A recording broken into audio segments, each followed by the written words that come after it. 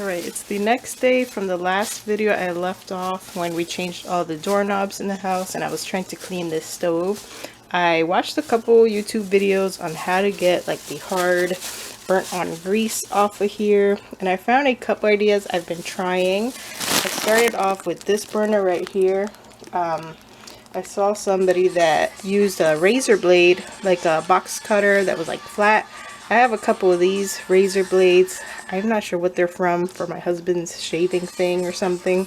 It's really flimsy though, but it works because if you carefully go around like the curves and stuff, it helps scrape off all of the burnt stuff. So I've been carefully doing that. I started with this one, and I also had like a little scalpel, but the scalpel doesn't really work as good as the really thin bendy razor blade. It's just that it's really hard because this part is also sharp, so I have to be careful. But just going around like the little stains and scraping it off, it's been working really good. It just takes really long and you have to be careful to not actually scratch the stove. So a reason why I have this all wrapped up is because I saw somebody that used ammonia to clean a really bad stove. That it was like an elderly that didn't really clean their stove or wasn't able to, and she used ammonia by soaking it and then covering it because ammonia does smell really strong. And so far I've just been soaking it for maybe 30 minutes. I want to give it a whole hour, so I kind of put some toilet paper so that the ammonia didn't just spread around, because this area of the stove isn't dirty, so I didn't really want ammonia sitting here, but I want it to really focus and soak into the bad areas. So I'm doing that and I'm going to see how it works. I kind of tested a little spot over here and it seems to be rubbing off really good, so I think after the ammonia I'll pat it dry and maybe scrub it with some hot soapy water. Maybe that will be enough, but I'll show you a finished product after. And I wanted to show you the vent. I took the vent back out. I was going to order a new one, but I wanted to try the ammonia trick. So let's go outside. So what I did was I took a plastic bin and filled it up with ammonia and some water. And I made sure that the ammonia was still very strong. And look at the magic it has been doing. Like as soon as I stuck this thing in here, it immediately started clearing it up. So I kind of have it tilted here so that it reaches, because this whole vent doesn't fit in here. But so I've been rotating it every like 20 minutes. I come out and rotate it, and it's looking really clear and clean, way better than yesterday. And so I'm happy with these results better. I think I will just do this maybe like once a month for the remainder of our time here and keep it clean. And now I know that ammonia is good in the future for when we do move. I'll do this for maintenance in our future stove vent as well. So I wanted to share that with you because where we left off, I didn't really get it as clean as I wanted it, and I was just going to go ahead and order a new one, but now I don't have to. So get yourself some ammonia. I'll see if it works for our stove, because I really want to get that stove looking brand new and sparkly like the first day that I got it. But it's definitely working for this vent. I'm going to keep it in here just because of the edges still need a little bit more soaking, and you can see how dirty the water has gotten. So that will be good as new, and I'll put that back in, but I'll show you the stove once it's done. And when you're messing with ammonia, you definitely want to cover it or have it outside in a well ventilated area because it is strong. Alright guys, I think we are getting there. I've gotten somewhat almost clean. I just have to chip away these little tiny specks, and this area has really hard baked on, and it's been really hard to scrape out because of how curved it is. But I'm going to leave it as is for today. I think it's looking a lot better already, and I'll just go back to it whenever I feel like again and keep working on chipping away these little tiny spots and getting some more of this grease off. But this side I mostly focused on today, and it's looking a lot better. Just has some little tiny scuffs still left. I did use the stainless steel brush a little bit, but I don't really want to get too deep into that because I don't want to scrape the paint too much off of here. I don't want to scrape any paint. It does have some fine lines and scrapes, but I don't want to get into chipping it at all. So I think it's looking good so far. I'm going to put it back together and give you a final look. I also did clean the front of the stove, and I got the glass clean, which it has some more product dripping here, but all of this was speckled with grease as well. So I went ahead and put some of that Barkeeper's Friend and scrubbed it really good with the stainless steel brush, and you can see it's nice and clear.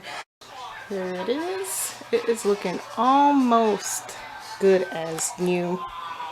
Nice and shiny again. This is looking really good. I think that is as good as it's going to get. Look at that. You can see right through it. It has that nice shiny metallic color. So I'm just going to rinse this and put it right back in and keep it clean the rest of the time that we are living in this house. So now that I'm done with that for the day, I'm just looking over my list. We got about a third of our list already complete. So that is pretty cool to start seeing us cross everything out. We still got quite a bit left though, and a lot of the stuff we still have to go shopping for. But I think I'm going to start with cleaning stains on our carpets. I'm gonna go like literally by the end of the whole thing. I want to get every single room deep cleaned on the carpets. So, but I'm gonna start like little by little, just with one room at a time.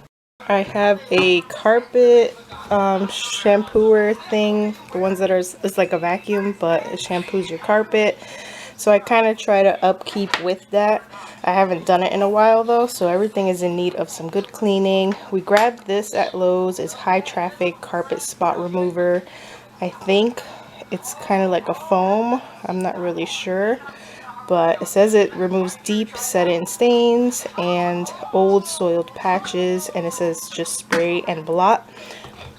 I also got one of these like really hard heavy duty scrub brushes.